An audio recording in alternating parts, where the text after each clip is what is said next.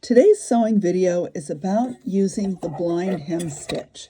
It looks something like this, and there are a couple varieties. The straight edge is for woven fabrics, and then you use number 19, the zigzag one for stretch fabrics.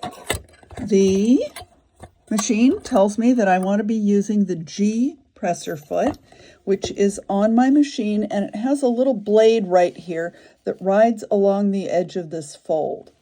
What happens when you use the presser foot is you have a folded edge and the very top side of the hem edge, and the machine will sew along in a straight line and then make a zig.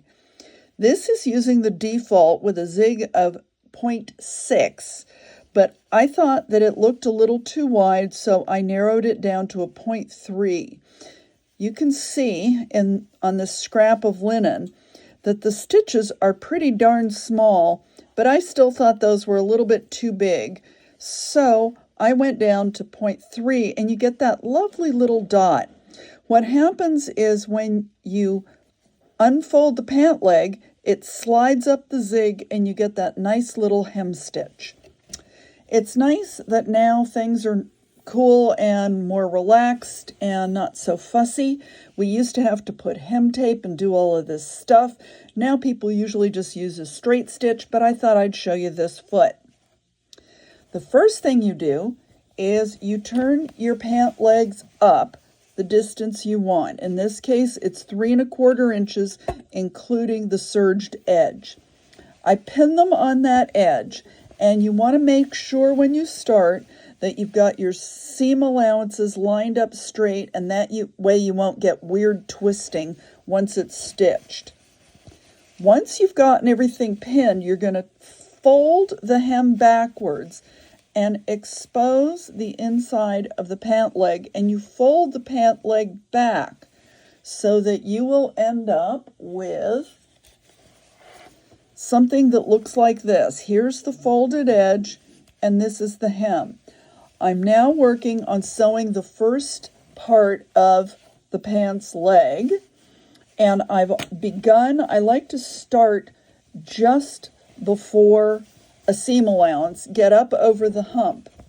You may need to adjust the zigzag depending on the thickness and stiffness of your fabric. So I'm going to sew a little bit and go over the next seam intersection. The machine will go forward, and as you can see, it just zigs left. And you can see how fast and easy that is. You want to make sure that all of your initial pins that are on the underside are definitely removed, and you only have pins up here where you can see what's going on. Now, as the presser foot comes up to this seam, it's bulky, so I just like to keep a little constant pressure on the back. If the zig doesn't go all the way through the pant on the thick part, you can just go back in and take a quick tack by hand. And as you can see, boom, boom, boom, I'm ready to finish. I'm going to come all the way around here, tuck that back in there so the fold is nice and straight up there.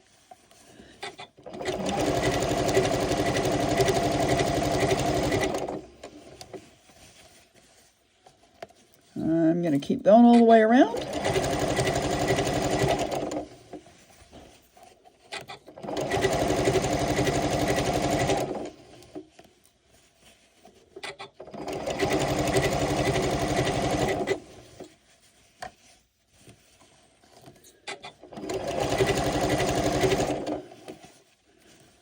Ease that into there. You can see here the threads from where I started. I'm going to just come right down to the end, and I'm going to hit the lock stitch. I'm now going to cut the threads, and presto boom, just like that, in a flash, it's all done. And look how beautiful that is. It's got a crease that will iron out that I've from the folding, but you can see just how tiny those stitches are, and this is going to look fantastic.